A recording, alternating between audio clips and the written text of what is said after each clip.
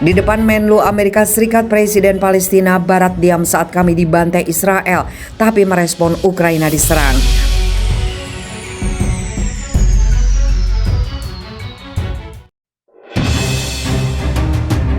Hurrah!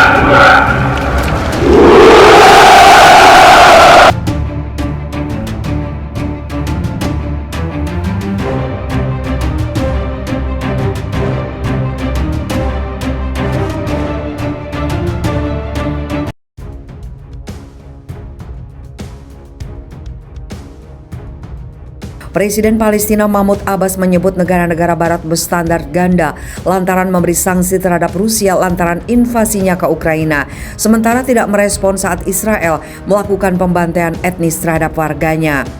Hal itu disampaikan Abbas pada hari Minggu 28 Maret saat berkunjung ke Amerika Serikat bertemu dengan Menteri Luar Negeri Antony Blinken.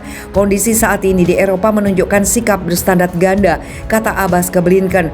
Kejahatan yang dilakukan Israel sudah mengarah ke pembantaian etnis dan diskriminasi rasilan. Hingga kini kami tidak menemukan siapapun yang menganggap Israel bertanggung jawab. Jelas Abbas dikutip dari TRT. Blinken pun dalam pertemuan tersebut menyatakan Amerika Serikat akan memperbaiki hubungannya dengan Palestina usai rusak saat Trump menjabat. Blinken pun tidak menyinggung permasalahan Ukraina termasuk soal rencana pemindahan kedutaan besarnya di Yerusalem Timur. Tapi dia memastikan akan terus mengirimkan bantuan keuangan sebesar 500 juta US dollar. Amerika Serikat akan terus berkomitmen membangun kembali hubungan kita dengan pemerintah dan warga Palestina, jelas Blinken.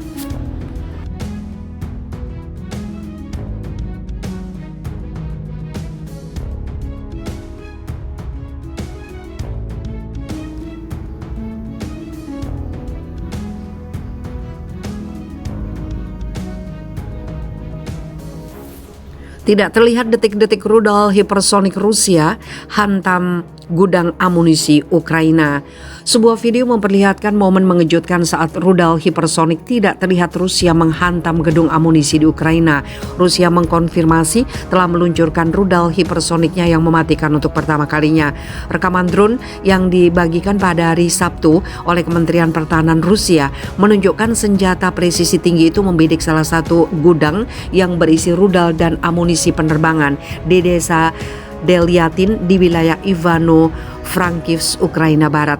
Ketika mengenai target, rudal itu menghancurkan seluruh konstruksi menjadi berkeping-keping, mengirimkan gumpalan asap hitam ke udara. Mereka sangat cepat sehingga digambarkan hampir tidak terlihat tanpa peringatan sebelum menyerang.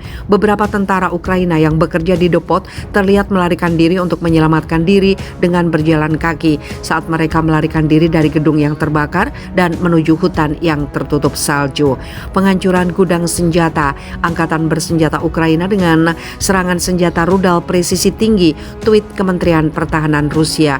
Pada video kontrol objektif, tembakan tepat roket ke hanggar bawah tanah dengan senjata yang amunisi direkam. Sambung tweet tersebut seperti dilansir dari Daily Star pada hari Minggu.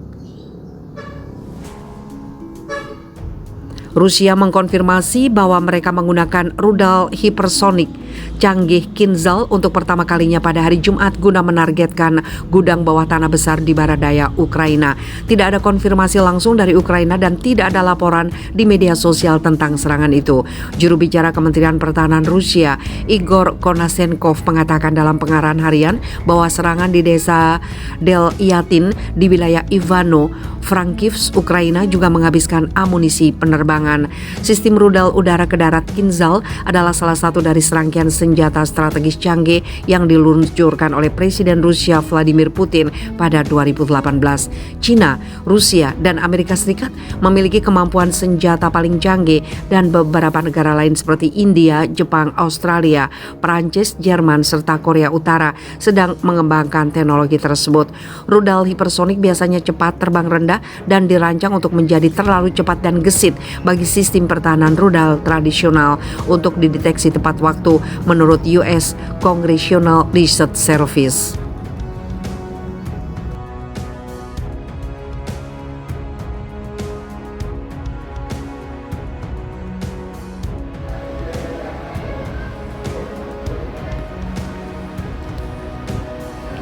Vladimir Putin katakan pada Zelensky, "Saya akan menghancurkan mereka."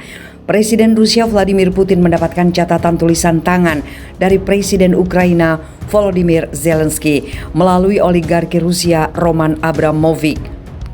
Menurut The Times, catatan tulisan tangan tersebut merinci kondisi Ukraina untuk mengakhiri perang. Katakan padanya, Zelensky, saya akan menghancurkan mereka, ujar Putin kepada Abramovich usai mendapatkan catatan tersebut. Sebelumnya, oligarki Rusia Roman Abramovich telah menerima permintaan Ukraina untuk membantu dalam negosiasi mengakhiri perang yang dimulai pada 24 Februari. Pemilik klub sepak bola Chelsea itu dilaporkan telah berpindah-pindah antara Istanbul, Moskow, dan Kiev untuk menyampaikan pesan dari satu presiden ke yang lainnya.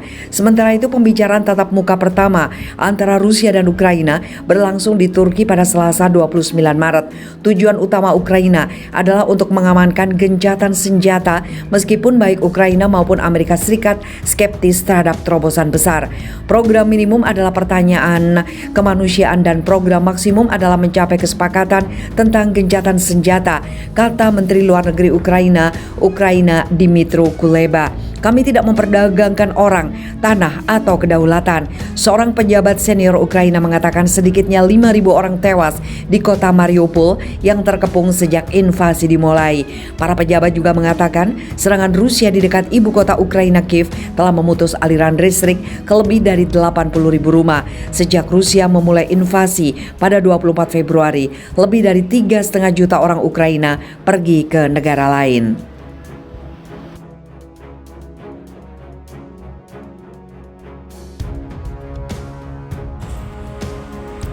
Rusia sekap pengusaha terkaya Israel dan keluarganya. Ukraina sampai kalang kabut ingin membantu saudaranya. Namun inilah yang terjadi. Ukraina menuding pasukan Rusia menculik 3 warga Israel di kota Melitopol yang terletak di tenggara negara itu di tengah invasi yang masih membabi buta. Hari ini di Melitopol, penjajah Rusia telah menculik 3 warga Israel. Tatiana Kumok dan orang-orang tuanya, Vera dan juga Michael Kumok, ujar Wakil Perdana Menteri Ukraina Iryna Vereshchuk dalam sebuah komentar di Facebook dikutip dari AFP. Seperti diketahui, Michael Kumok merupakan pemilik perusahaan penerbitan surat kabar, namun sejauh ini Ukraina tak memberikan rincian lebih lanjut. Sebelumnya, Tatiana Kumok membagi foto dan video terkait perang di Ukraina di berbagai media sosial. Ia menceritakan tentara Rusia menangkap sejumlah wartawan dan orang tuanya di Melitopol. Lalu, hal buruk ini pun terjadi pada Tatiana dan keluarganya.